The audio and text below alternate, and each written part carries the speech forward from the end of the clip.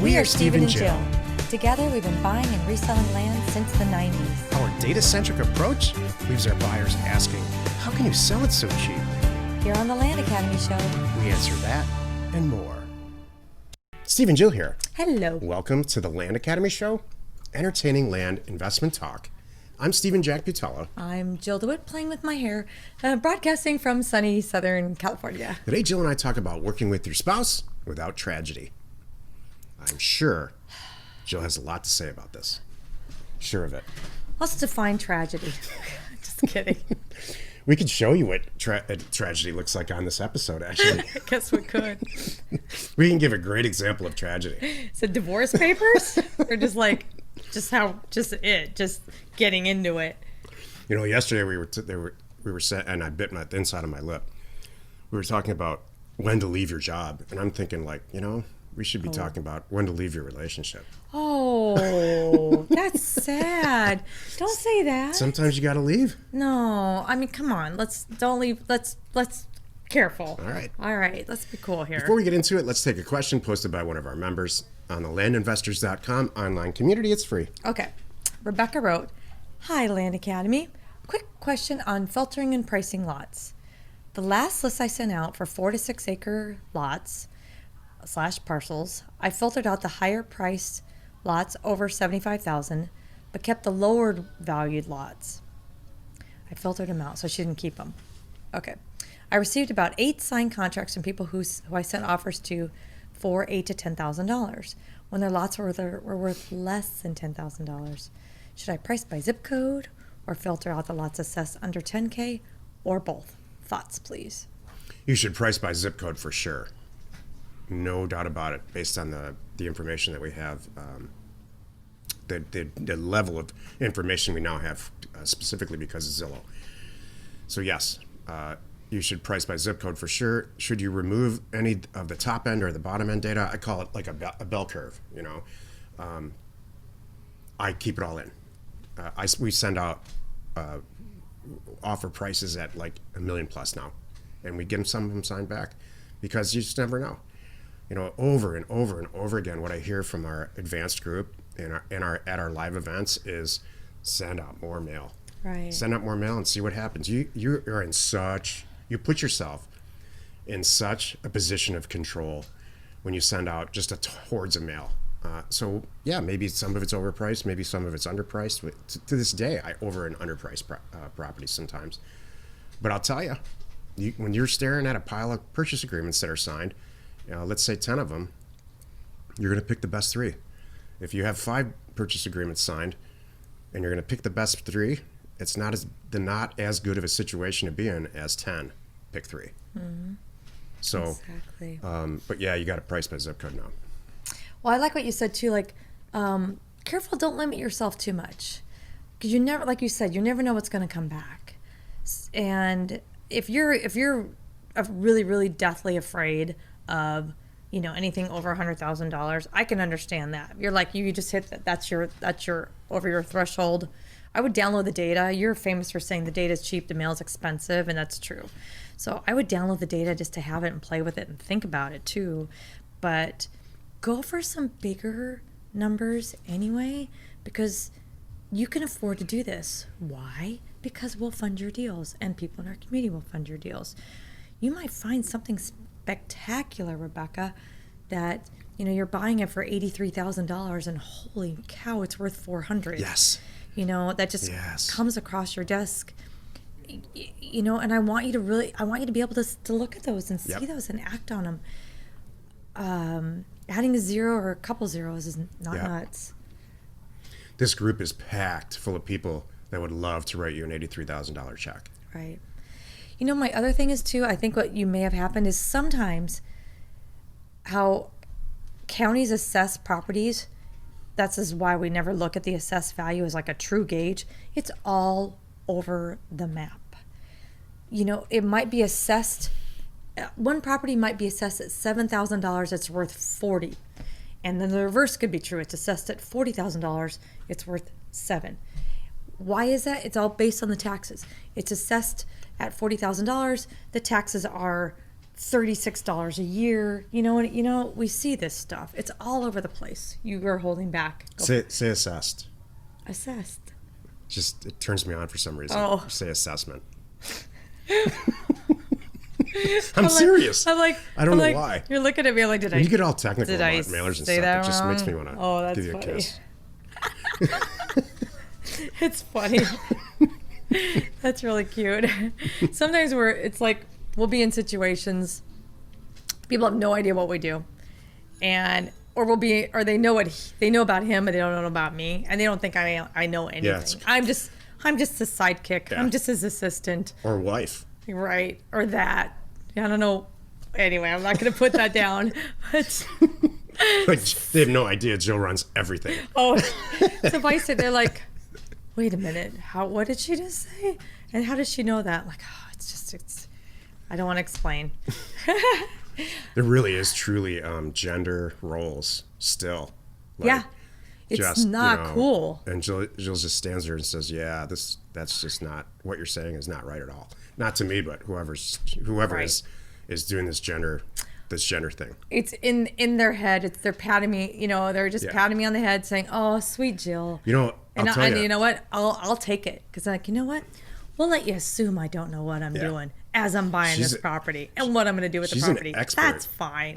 Jill's an expert at downplaying that and using it to her advantage. I don't need to prove anything to anybody. It's fine. You keep thinking that. Okay.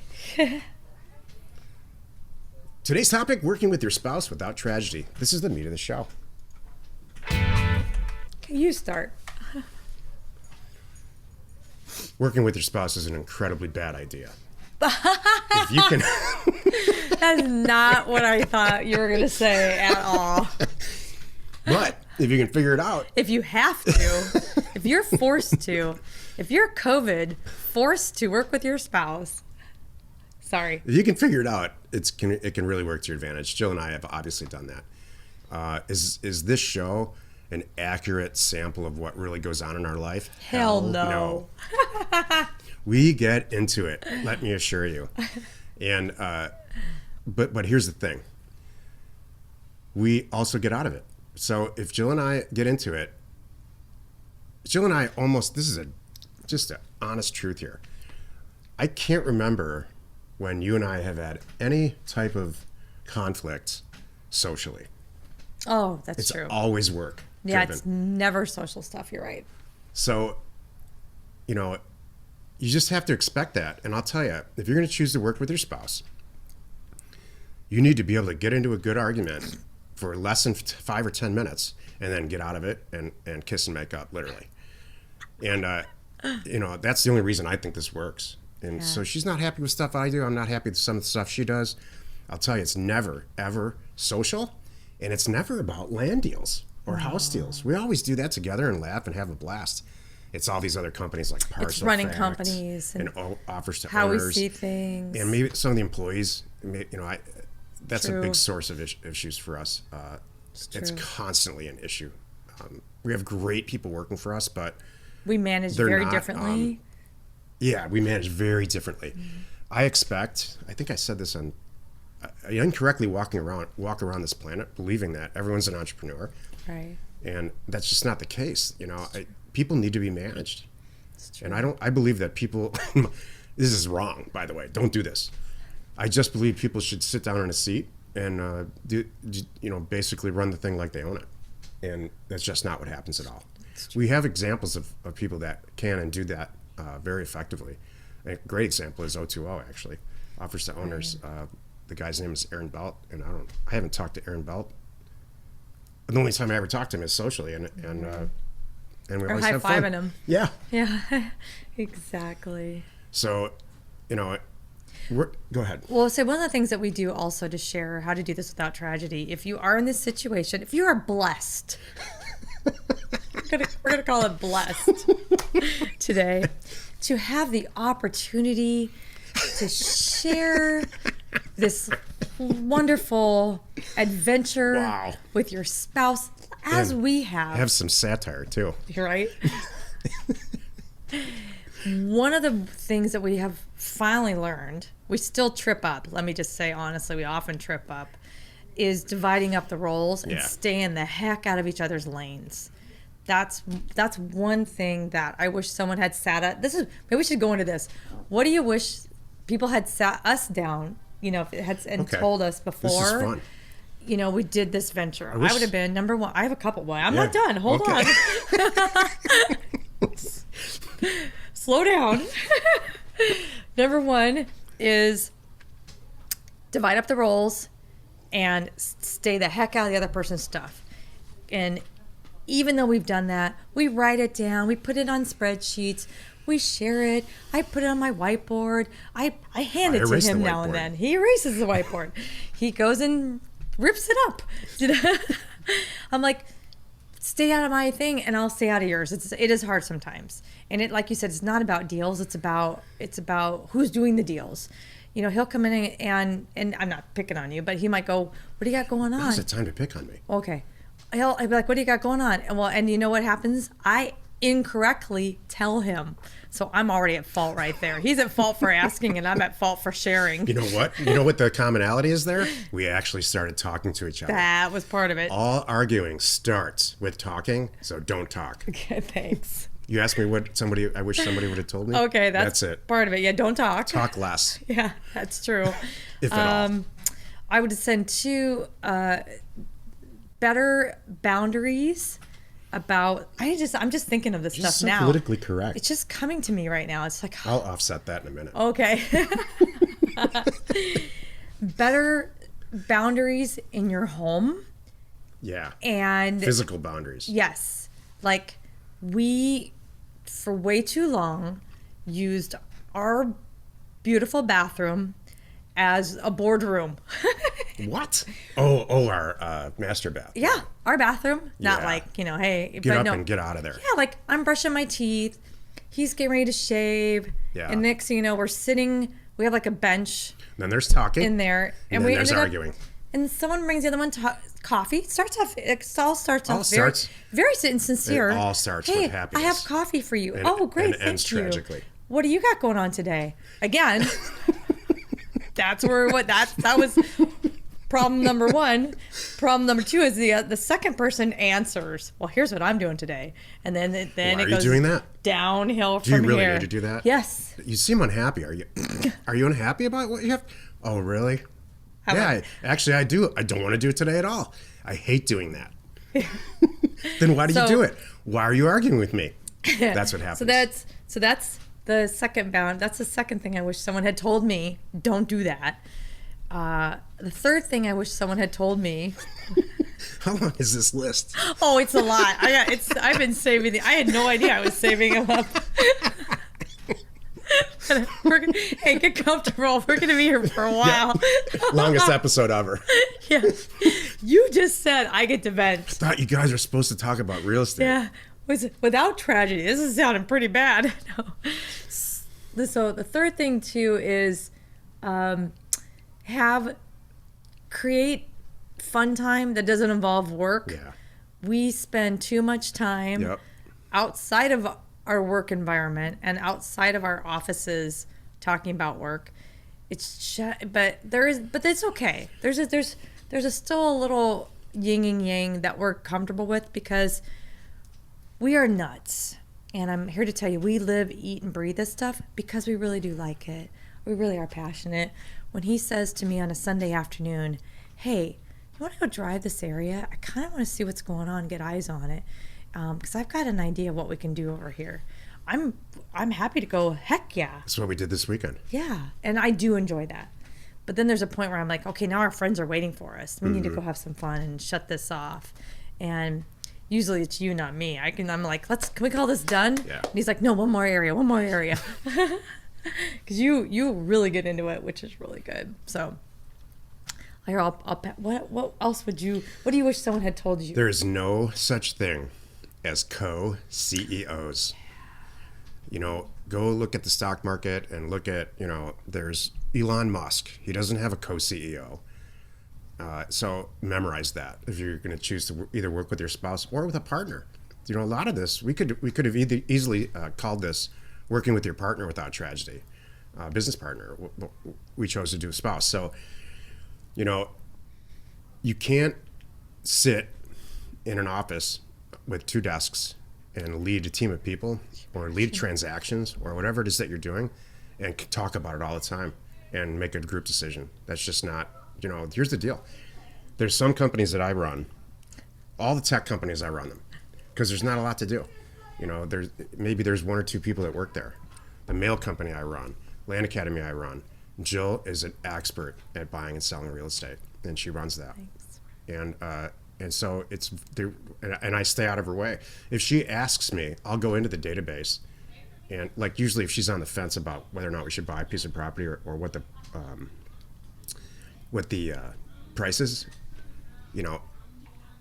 I'll get involved. But I even reluctantly, I'm like 9 times out of 10, I'll say, look, do you really need me to make? When's the last time you made a bad decision about an acquisition? Oh, I'm good ever. There. No, I don't worry about that. So I don't need to be involved. I'm not hesitant. All I do is hold her back. Yeah. Oh. And so when it comes to acquisitions and sales. Thank you. I appreciate that. So, I got this. Really, I'll tell you, the only time we really talk about or make a decision together is really with enrollment, like Land Academy stuff. Mm-hmm. Not even with the SaaS Some companies. of our promotions, like, hey, we need to do something. Yeah. What do you got? What ideas you got? What can we do more to help these people? Brainstorm stuff like that. But you brought up something more really education. Smart. Like should we do a live event, stuff like that. Right. Another thing really smart that you just touched on, which is holding the other person back. Sometimes if you get in there and you are working together too much, you gotta check your fire. You might be holding that person back a little bit. I was gonna say too, one of the funniest things that you said to me when we first got together, and I love this. I still to this day, this is my favorite definition of the word compromise. You said compromise. Great. Now nobody's happy. No, I made that up. I didn't learn that somewhere. I actually made that up from experience. Well, that's when I see, like, if we, and remember, I've had 2 bosses that did this a long time ago when I first worked for these developers here in Orange County, in Santa Ana. And it was these 2 guys, they had their desks in one big office facing each other. I don't know how they survived, but it was almost like a married couple. And they would, I'm like, imagine if you and I had our 2 desks facing each other in the same room and we made decisions together. What would happen is one person would compromise, and then everybody's compromising. There's not like, it's never 100%, 0%. Compromise is maybe, if you're lucky, 80-20. You got your way, but the other person still had to get something in there. Fine, I'm going to let you do this, but I get this, and this. Am I wrong? That's not how to do it. And that's how it goes. And it's terrible. Stupid. It's bad. You can't do It's ineffective. And everybody ends up upset eventually. Yeah. And then you start keeping score. Yeah. No, you just got to stay out of that person's way. You have to set back. This inspiration information thing is not a joke. I am all technical about this stuff. Jill's a little bit more inspirational, a little bit more art, art and finesse about how she does stuff. She's great on the phone with these buyers and sellers. She's great with these real estate agents and escrow agents and stuff. I can do it. I did it for a lot of years before we joined forces. I don't like it. And when you do stuff, I wish somebody would have told me this. Oh, ready, go. When you start doing stuff that you don't like over a long period of time, you become just an angry, bitter person. You become my father. Resentful. I don't want that. Yeah. Mad. Nobody wants to do anything that they don't want to do in a relationship or at work. Forever. You end up being bad at it. You want to do the stuff that's fun. That's good. I was actually explaining this to somebody about Jill and I, for some reason. People come up to us and say, what is it with you guys? Like, you seem happy. What's the trick? What's the trick to having a relationship with somebody where you're happy? I'm like, and my answer is, you know what? We don't talk about stuff that's serious. Number one, we just screw around all the time, horse around. That's true. And if we didn't, I do all the stuff at work that I want to do. That's and I true. hope you do too, don't you? That's true. Well, you know what? We've got to a point now. This is where I was going to add on to that is when you're starting out, you may not have a choice. So divide up the crappy stuff. Let's be fair. Not one person should do all the crappy stuff because you're going to be resenting the other person, and that's never going to work. So there's got to be a little bit of a, hey, I'll tackle this. This is kind of what you do when you start out. I love this job. I want this one. Well, great. I love this job. I want this one. You kind of, it's like choosing up dodgeball partners. And then, seriously. And then at the end, come on, there's a fat kid.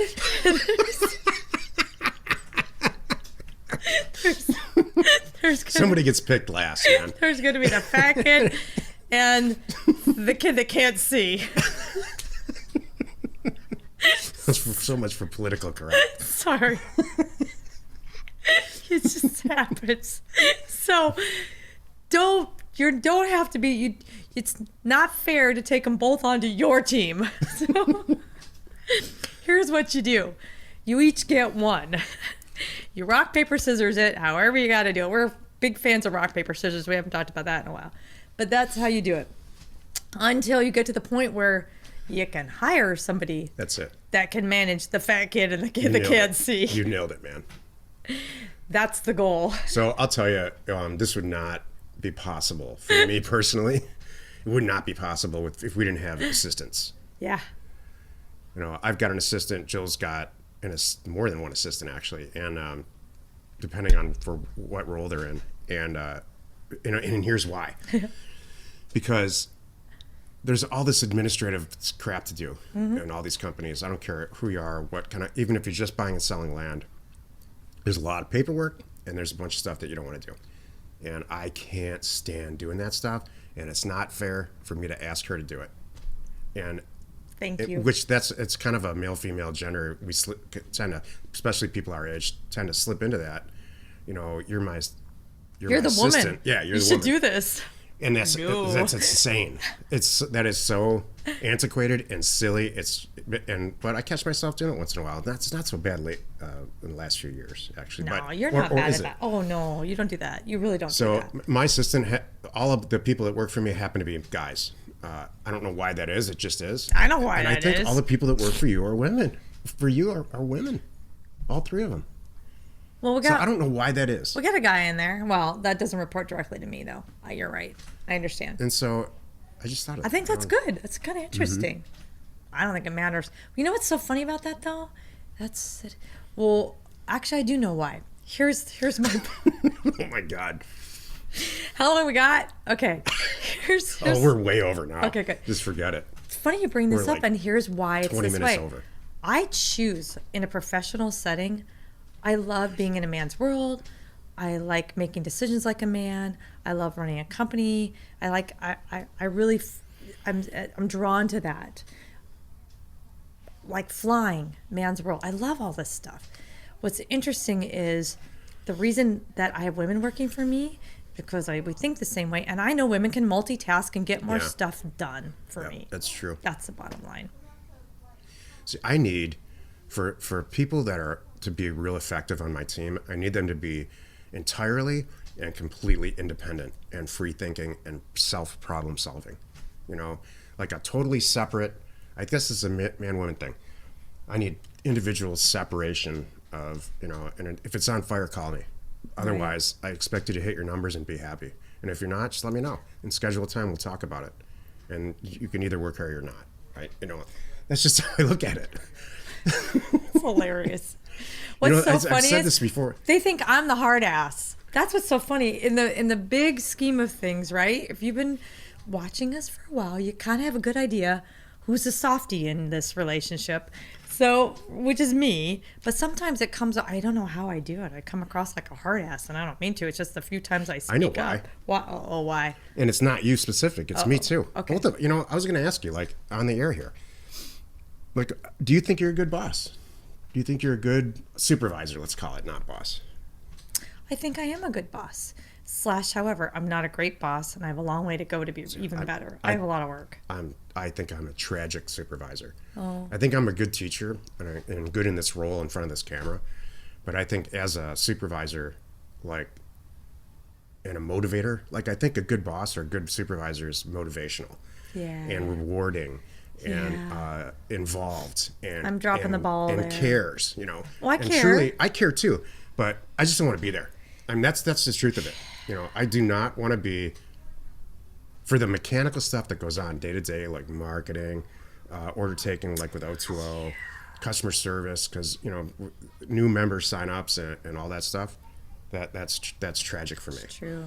To be involved in all that. The real estate deals I love. That's true. Doing the real estate deals, not so much. But I love doing getting the mail out, getting the purchase agreements in, reviewing the numbers, and all the math and the budgeting and all that stuff. I love all that. Right.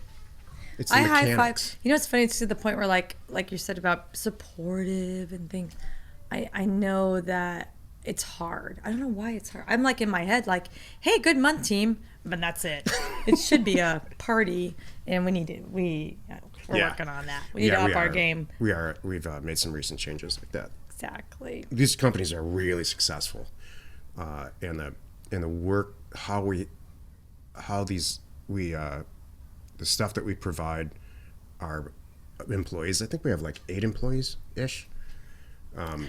It needs to get to know your staff. We have nothing to be. We should be walking around just saying, "Gosh, I feel so fortunate and so lucky to have the people that are And it just doesn't come off that way sometimes.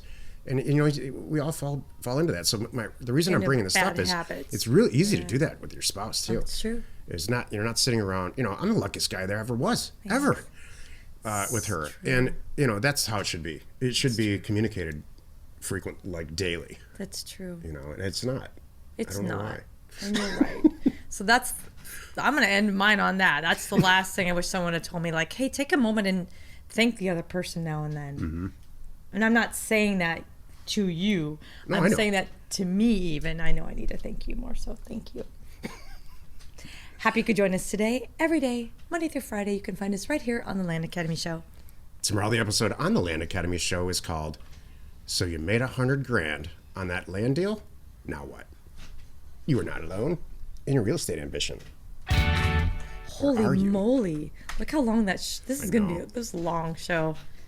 Kind of funny. Guess we had a lot to say. Thank you for the therapy session and hanging in there with us. There's maybe 3 or 4 couples that are in the Land Academy group, husband and wife Successful. Teams. And every time we talk to them, like we've interviewed them a few times. Like Aaron and Liz. Yeah. We've interviewed them a few times, the Alons. Uh-huh. Yeah. And I'm always surprised that they're still doing it. They're still together. We should have a show with that. We should do that. Like, that would be really funny. Let's just get the couples together and like really talk about it. It's funny when we do our live events. Would everybody be honest, do you think? It's fun to have the couples. Because we've had several couples come to live events, and I'm so happy, and it's great. So, what's interesting is there's only one other couple that I know kind of in our space. Everybody else, they're not couples. It's just really the guy. It's kind of funny. Oh, the Bosches? Yeah. Exactly. They're the only ones. You know what I find interesting about Jack Bosch? He's a native German speaker, I think, and his wife's from South America, so she's probably speaks Spanish or Portuguese. Native, yeah, right. Yeah. So I wonder what language they argue in. That's a very good question. He's yelling in German and she's yelling in I don't know what. Or if they learned each other's language. We should have him on the show. That would be funny. We Jack's should. a good guy. He's been around for a long time, as long as I have. Yeah. Cool.